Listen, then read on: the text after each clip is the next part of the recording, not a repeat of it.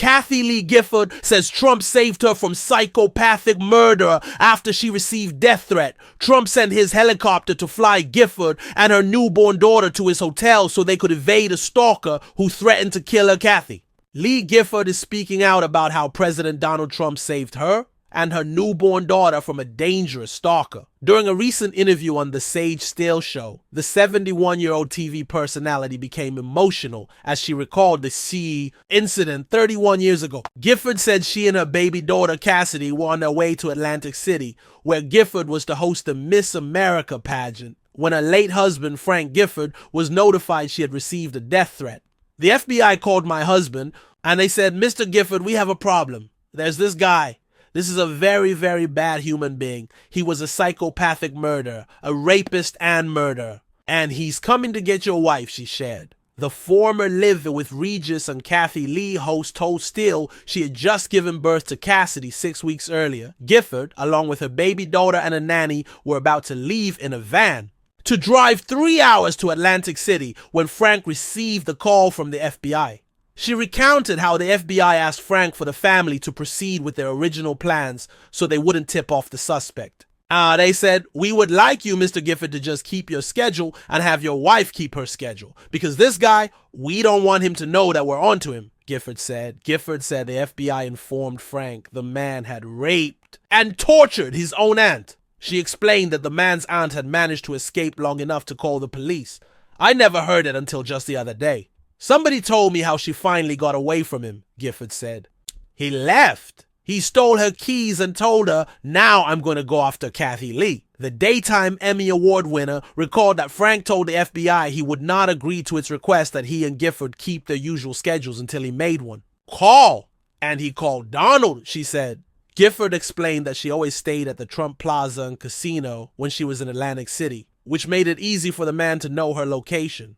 Frank called Donald and said, "Donald, we've got this situation," Gifford recalled. "And this is why I will love this man for my whole life," she said of Trump as she teared up. He said, "Frank, don't you worry about it. I've got your girls. I've got your girls. And don't you worry." And so Frank called back the FBI and said, "I called Donald Trump. He says he's going to take care of my wife and my daughter." Gifford said at the time she didn't know anything about the threat and was surprised when she received a call from Trump, who told her that he was sending his helicopter to take her to his hotel. She later realized the real estate mogul was protecting her by having her use a different and safer mode of transportation to her destination. Gifford was also confused since Trump had come up with a cover story to explain why he was making the gesture. I said, "Donald, why?" He said, "Because you've had a baby." I said, "Donald, women have babies every day. It's no big deal. Thank you, but it's no big deal." And he goes, "No, congratulations. So happy for you. I'm sending my helicopter for you and your baby and your nanny," she recalled. Gifford recalled that she tried to talk him out of it, but Trump was adamant. The next day, he sent his helicopter. In addition to sending his helicopter, Gifford said, she was greeted by 4 members of Trump's security team when she arrived in Atlantic City. I mean, these guys are major, and they're like, "Mrs. Gifford, Mr. Trump wants you to know that we're here for you," Gifford said. I didn't know what they were talking about. Gifford said that since she had just given birth and had all kinds of stuff going on, she didn't inquire further about why Trump had sent his security to protect her. The Then Came You actress said she thanked the security guards and never thought anything about it. However, she recalled that they protected her all week leading up to the pageant, and additional members joined her security detail daily. On the day of the pageant, Gifford had some free time, so she headed down to the lobby. She recalled being half bewildered why a security guard had been stationed outside her hotel room all week. "I just never thought about it, she said. Stupid.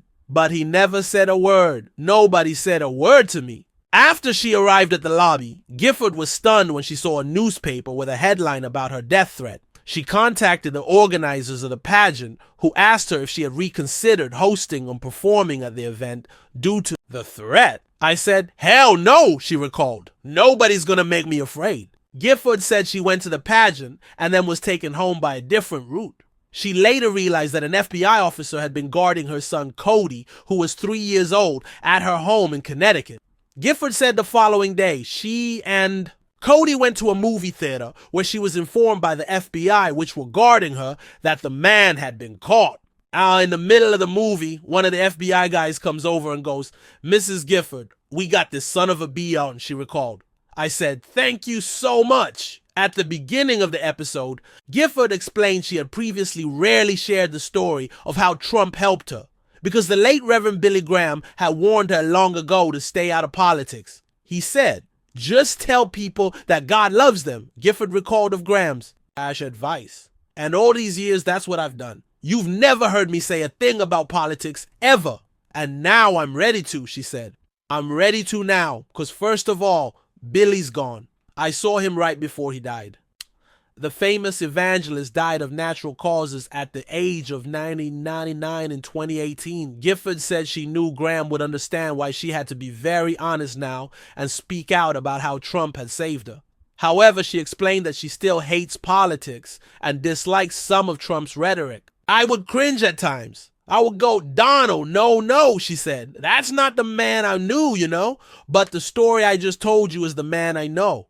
That's my friend Donald," Gifford said. "Saved my life, saved my daughter's life. And if I called him today, he would save it again."